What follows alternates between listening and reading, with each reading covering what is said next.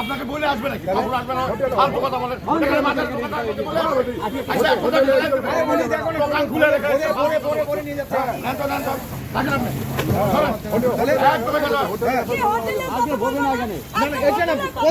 প্রতিটা দিন বলবো না।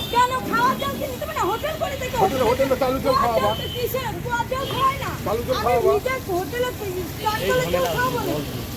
কেমন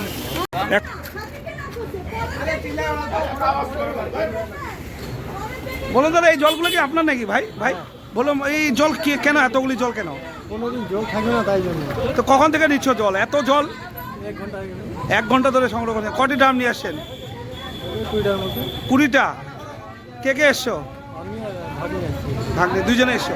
কিসে করে নিয়ে যাবে এত জল? আর টোটোতে। কি নাম? ইয়াসিন আনসারি। কোথায় বাড়ি? তো দেখতে পাচ্ছেন যে আগামীকাল জলের যে সংকটের একটা সম্ভাবনা রয়েছে, তার আগেই মানুষের যে প্রস্তুতি একেবারে দেখতে পাচ্ছেন যে একেবারে টোটোতে করে জল। দাদা কেন জল নিতে আসেন? জল বন্ধ থাকবে। কোথা থেকে জানতে পারলেন? নিউজে দেখলাম। কি বলেছিল সেখানে? সেখানে বলেছে যে 15 দিন থেকে 20 দিন জল থাকবে না, কাজ হচ্ছে। তো কি আজকে কি আপনি কিসে জল নিচ্ছেন? এই ড্রামে এখন যে মানে বুদ্ধি তো করে এই যে ড্রামগুলো মানে কিসের ড্রাম নিয়ে আসছেন আপনি? এগুলি তো জলের ড্রাম না। না, কিন্তু উপায় নাই, যে জলটা তো আমার রাখতে হবে, খাইতে হবে। না, এই ড্রামগুলো কিসের, মানে চালের নাকি? না, চালের ড্রাম। এগুলাকে আগে জল নিছেন না আজকে প্রথম? আজকে প্রথম। তো কত জল নিয়ে যাচ্ছেন? এখন মানে 10-12 দিনের তো কমসে কম নিতেই হবে, নাহলে জল পাবো কই। তো এই যে ড্রামগুলিতে চাল ছিল মনে হয়, তো সেখানে চালগুলি কোথায় রাখা হয়েছে? চালগুলো এখন বস্তা টস্তা রেখে দিছি, পরিষ্কার করে এটা ধুয়ে টুয়ে নিয়ে আসলাম। কি নাম দাদা?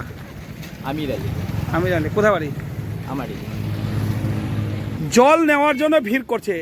ইতিমধ্যেই দেখতে পাচ্ছেন যে ইতিমধ্যে বিভিন্ন সংবাদ মাধ্যমে জানতে পেরেছে যে জলের একটা সংকটের সম্ভাবনা রয়েছে। চালের ড্রাম নিয়ে আসা হয়েছে, একেবারে স্টিলের চালের ড্রাম, জলের ড্রাম। দাদা এইটা কিসের? জল নেওয়ার কিভাবে চেষ্টা করছে? একেবারে টোটো গাড়ি নিয়ে এসেছেন এবং সেই টোটো গাড়িতে করে জল নিয়ে যাচ্ছেন বাড়িতে। আর কলের মধ্যে এই মুহূর্তে লাইন রয়েছে।